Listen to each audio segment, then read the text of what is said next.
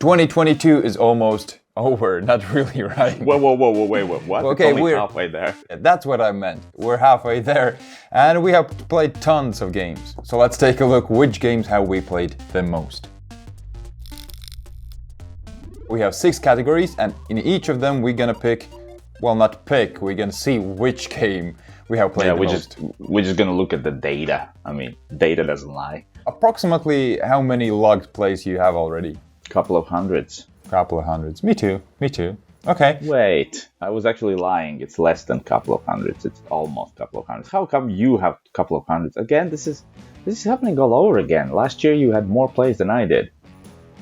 The first category is Euro game. So for me, without any surprises here, it's been Ark Nova.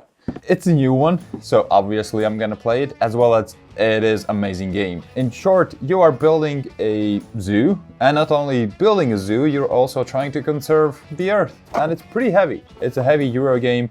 It's similar to Terraforming Mars, I guess. Not really, but you can find similarities there. This is me not being surprised at all that this is your most played Euro game. Kind of thought that's gonna happen. Also, I have a question. How many of these will be a surprise for me from your list? One. I think one. That's one more than I thought it would be. What's your Euro game? Okay, here's the first surprise coming your way is Living Forest. Living Forest is a deck building game, but it is a unique deck building game in that way that you don't play your cards from your hand, but you just draw them from your deck one at a time as long as you want, or until you burn. If you stop, then you get 2 actions, and if you burn, you only get 1 action. Something similar to Quacks of Quedlinburg, but here it hurts more because those actions are stronger. And then what you're trying to do is you're trying to protect the forest from the evil spirit. So there's a little bit of interaction, actually more than Ark Nova, for example. This can be a nasty one. But this one's also way more random. So I'd say this is on the lower heaviness of Euro games. This definitely is my wife's #1 game of the year already. Okay, next category. Story games. So my #1 story game is played. #1 played story game is Adventures of Robin Hood. I'm still enjoying it. Almost finished it with my kids, and really, really good. And that one is the most played. Actually, when we were making this list, I was like, Dune, House Secrets almost made the most played. Wow. And, do we put games we didn't really like as most played? Because that one almost did make it. So what's yours? Oh wait, I'm sure I don't know that it's Sleeping Gods. Oh wait. Oh, sorry, I spoiled. I'm a good friend to you, so I share what games I play, and you clearly, I don't know do I know anything about you? Finished my second campaign and I'm going into the third one, and you're thinking, hey, how can this be your most played? Well, one campaign takes more than 10 hours, around 11 hours, and obviously we're not doing it in one sitting, so there's a lot of plays here. We have review about it, as well as Ark Nova. You can check those out if you want to know even more, but in general, it's a very, very open world feeling where you can travel wherever, talk with whoever, have interactions there, and fight monsters. Even though I have played already more than 20 hours of this game, I'm not even close to playing half of it. And that's why it has been my most played. Even though we already reviewed it a long time ago, I'm still looking forward to playing. So next pick is a solo game. Solo game? You go first. You're not gonna guess? I mean, you know this. Come on. I know this. It's Hadrian's Wall. It's of course Hadrian's Wall. In short, Hadrian's Wall is a roll and write game made epic. You have 2 huge sheets that you will be filling to try to get the most points. And at the start of your turn, you get tons of resources that you can then use to build new stuff, get new stuff, buy new stuff, I don't know, whatever stuff. And you have 2 huge sheets. This is one side and here's the other one. And what you always say about this game, whenever you finish it, you haven't even filled in quarter of the game. Tons of stuff, tons of decisions, so fun.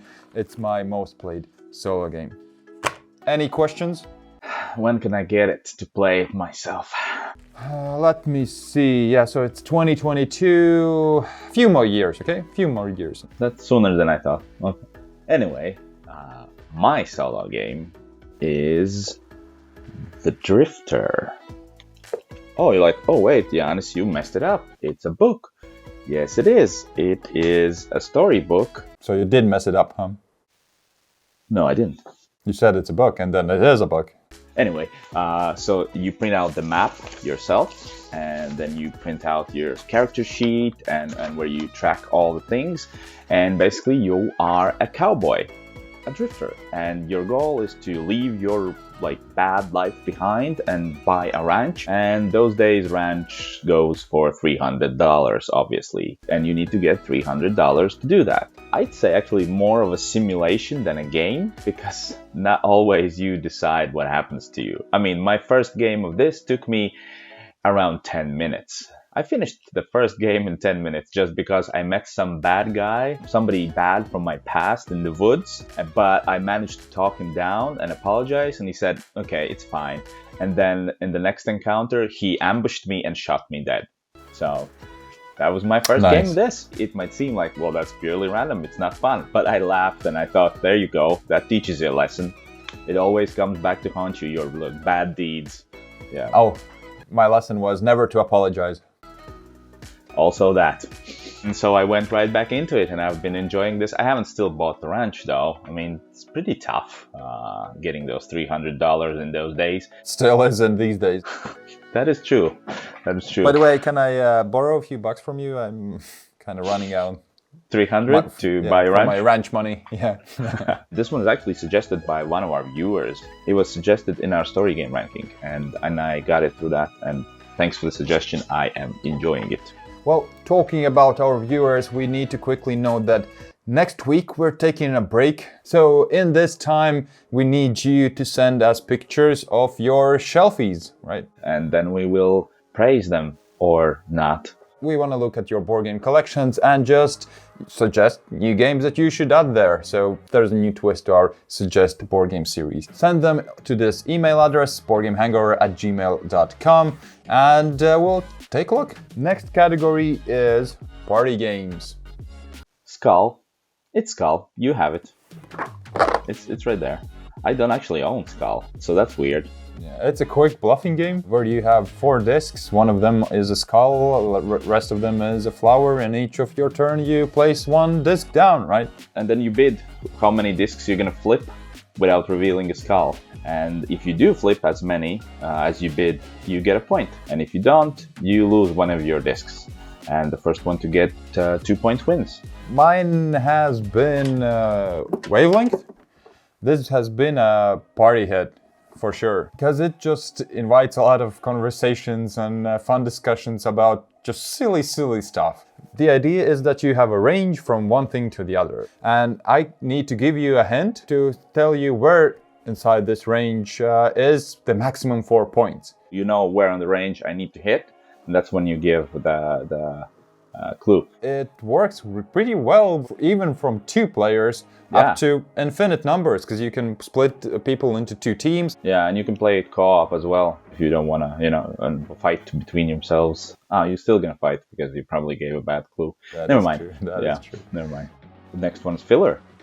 So I've been traveling a tons this year, and I need something that's small, that works really well when I'm flying. And I pick Railroading Challenge. Oh, okay. And it's been fantastic. You just roll 4 dice and draw whatever you just rolled.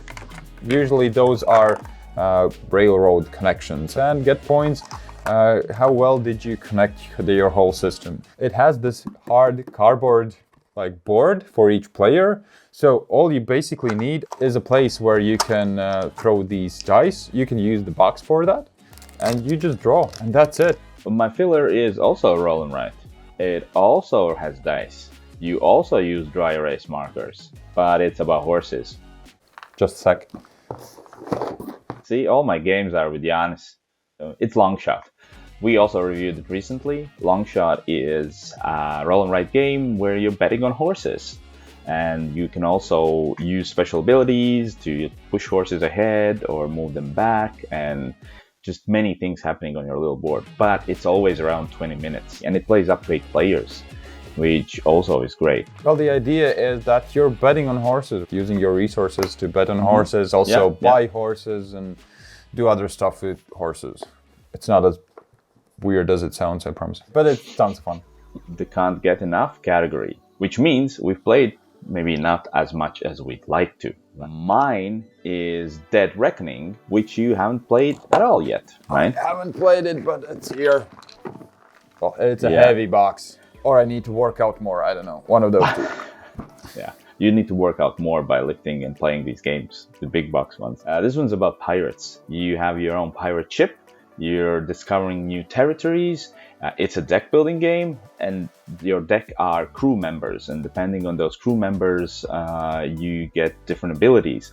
And this game has see-through cards. What that means is you have a sleeve of a card, and then upgrading those cards means you're putting other cards into that because they're see-through, so your cards become thicker. And also the combat here is really nice. You have this different ship where you put cubes in and then they roll out, and depending on where they stop, you either rob the other ship or damage the other ship, or it starts burning, and there's so many things to do. Do you ever have a need or want to talk about the game after, like, for days after it's done, what you did right or what you did wrong, and what kind of strategy to, ever use? Do you have that need sometimes? Well, this is that game. One for me that I can't get enough of is a game that we reviewed last week. What?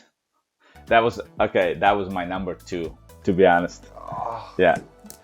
This is really a mad game where there's a ton of strategy you can have, there's a ton of things you can plan, and then battles happen. And you just draw tokens from a bag and see what happens. It's an amazing, amazing game where you basically are characters from Alice in Wonderland, and you fight each other. What more do you need? I mean, this is a really cool game.